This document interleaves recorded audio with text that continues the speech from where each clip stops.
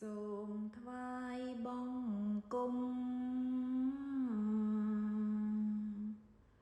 ព្រះស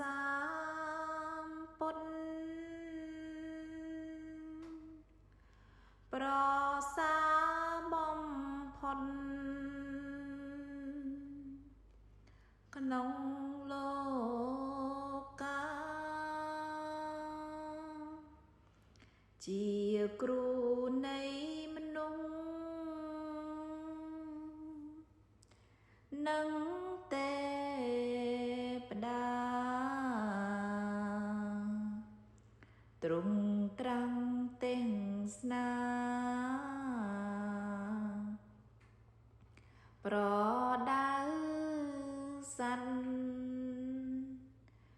ចង់អុលឲ្យដើរ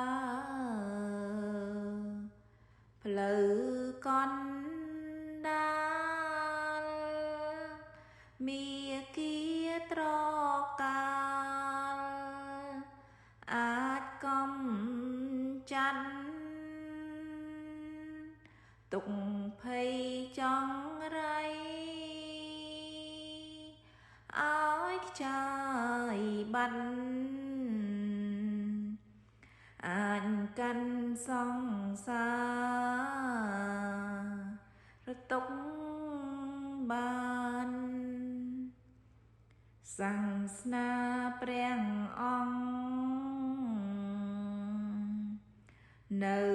សពថ្ងៃសត្វមាននិស្ស័យពីបុរាណប្រឹងរៀនប្រឹងស្ដាប់ចេះចាំបានកាន់តាមលំអានបានក្តីសុខឥតមានសុខណាស្មើក្តីស្ងប់សញ្ញចប់ត្រឹមសុខឃ្លាតចាងទុកតាំងពីលោកនេះតទៅមុខក្តីសុខនឹងមានព្រោះធម៌ស្ងប់ខ្ញុំសូមបង្គំ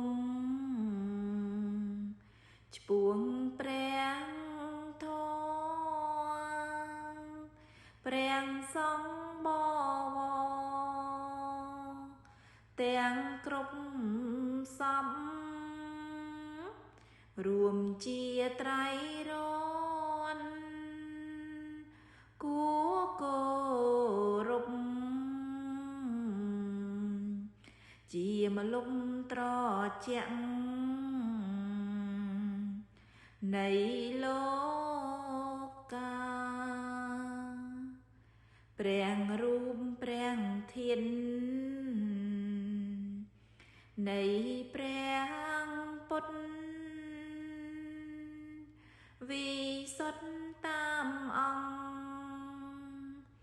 ព្រះសង្ឃស្ដា